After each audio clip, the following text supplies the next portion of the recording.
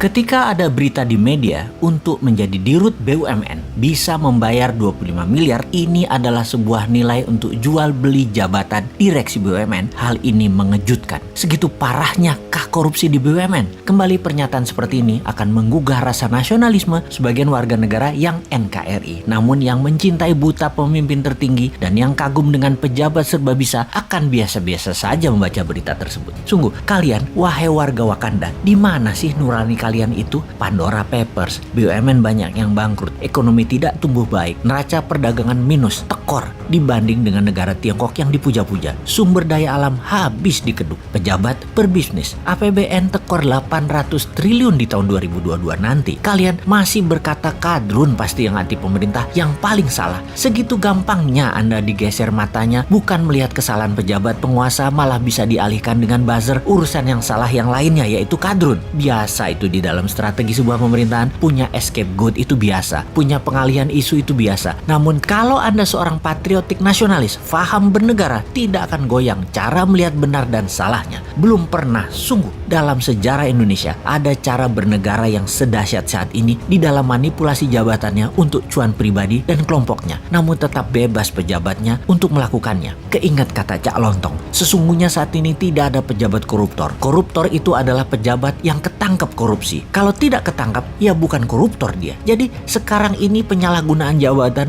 untuk memperkaya diri sendiri jangan-jangan dilakukan oleh hampir semua pejabat, dan pejabat tertinggi diam saja. Begini deh, kita semua tahu cara korupsi terbaik adalah transaksinya di luar negeri dengan proyek di luar negeri atau impor. Izin impor dan apapun yang negara impor 100% pasti ada komisi di negeri lainnya. Oleh karena itu, kita pertanyakan kalau ada yang tahu dan peduli tentang proyek IBC, Indonesia Battery Company, yang akan membeli perusahaan mobil listrik yang tak jelas juntrungannya. Secara pribadi, si Sontoloyo ini menilai akuisisi perusahaan listrik asal Jerman yang akan dilakukan oleh IBC, Indonesia Battery Corporation, tidak layak dan tegas harus ditolak rencana akuisisi ini.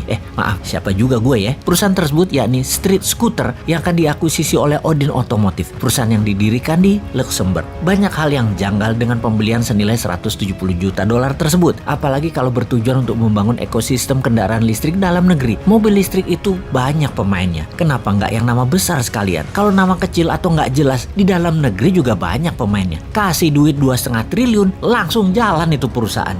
Lupa, nggak bisa dimainin harga dan komisinya ya kalau lokal. Oh iya, maaf, lanjut ke luar negeri. Sekali lagi kita bertanya, kenapa mesti beli mobil listrik di Jerman? Apa karena bisa digoreng sahamnya di masa depan? Buat cuan dari papers trading gitu ya rencananya? Sungguh, di dalam pengambilan keputusan, pejabat tidak boleh mengambil keputusan berdasarkan future valuasi. Ini negara, bukan bisnis. Negara jangan berbisnis. Yang untung bukan rakyat, tapi pejabatnya. Kalau pemerintah berbisnis, memang pebisnis berbasis bursa saham yang sering mainan valuasi perusahaan memang sering melakukan bisnis berdasarkan valuasi masa depan atau future valuation. Tetapi mudah-mudahan Pak Menteri yang tindakannya katanya sudah disetujui pejabat tertinggi tersebut, mudah-mudahan pejabat tertingginya paham cara mereka main yang terlihat menguntungkan sesungguhnya hanya di kertas dan jualan kertasnya yang untung. Di dunia nyata atau sektor realnya mah nggak bakal ada apa-apa, apalagi kemanfaatannya buat menyerap tenaga kerja. Jauh panggang dari api. Tapi saya yakinlah semua buat NKRI kok. Bener kan? Kalian kan mau jabat lagi di 2024, harus cantik di etalase medianya walau terlihat wagu videonya di pompa bensin kemarin.